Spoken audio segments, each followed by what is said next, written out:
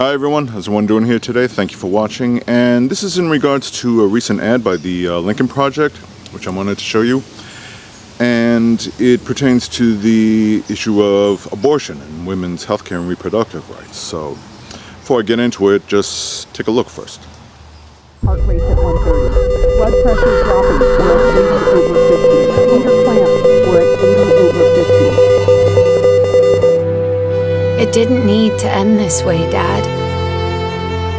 You were so excited to be a grandfather. When you walked me down the aisle, those were happy tears. College, high school, sports. I could always count on you. You were my protector, my hero.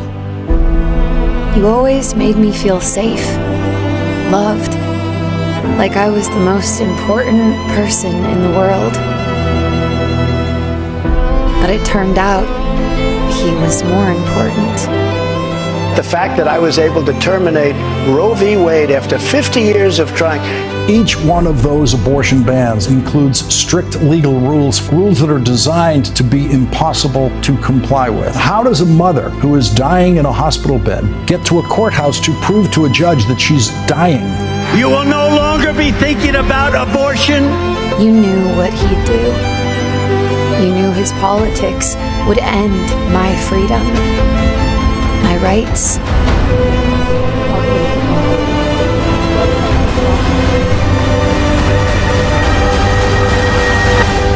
My life.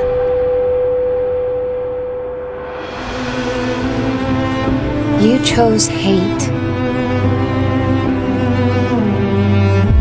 over me.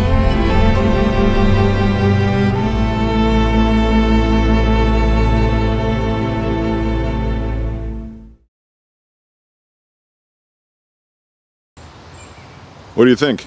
It's pretty chilling to watch, and the idea that something so horrific can happen more regularly in the future is a reality. Now, some pro-lifers, people who I think are legitimately pro-life, are going to look at this and saying, oh, this is over-dramatizing it. But is it really? Because there are incidents like that occurring, okay? This is not fiction, this is not fantasy, it's history, it's reality. It is happening. And this is something I've talked about before, and long story short, my stance is I am both pro-life and pro-choice. No, it's not a contradiction.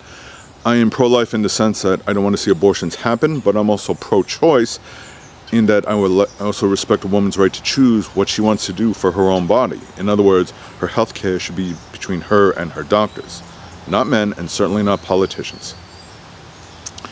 And a lot of the pushback I get from people who I do believe are trying to approach it in good faith, but they kind of like draw some stupid conclusions. They say like, oh, you just want to murder babies and stuff like that. Oh, what about the life of the baby? What about this? You know, I do think about that. I really do.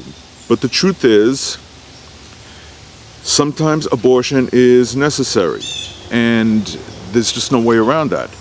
So when you have lawmakers that want to put a nationwide abortion ban, which some of them do, yes, Donald Trump wants to do that, even though he's tried to shy away from that or say, oh no, he's going to leave it up to the states. Donald Trump says a lot of things, and you can't trust a pathological liar, especially the one who used to brag about how he helped undo Roe v. Wade. And you certainly can't trust his corrupt Supreme Court, the majority of it, the majority conservative, that is. So, truth be told is that abortions are unfortunately going to happen. That a woman's going to have complications or something like that, or she might miscarry, or for whatever reason, a doctor will say to her that the fetus cannot survive where the fetus is dead, and sadly it needs to be removed. So it could lead to sepsis and other complications. That is just a simple medical fact. If you don't believe me, talk to your doctors. Do a little research on it. I mean actual research, not just look for opinions that equal to yours to say, look, I mean, actually look at what the reality of the situation is. And I don't want to see abortions happen any more than anyone else does, as far as the pro-lifers go. But, you know, there's also the life of the mother, the life of the woman. Women, the whole late-term abortion thing, that is a lie. It's been debunked. Women do not go out and get pregnant with the intent of just saying, oh, I changed my mind. That just does not happen. Talk to women if you don't believe me. You don't have to take my word for it. And the other thing is, what I focused on in the past is preventative measures. There are ways of solving the problem. That's the thing I'm more focused on. Not just the fact that I'm pro-life and pro-choice, but what can we do to help solve the problem, to prevent abortions from happening, in spite of the fact that there's some realities that it just can't be helped. Like, for example, making contraceptive more easily and readily available to 18 years and over, of course. That can help reduce the number of unwanted pregnancies, especially amongst teens.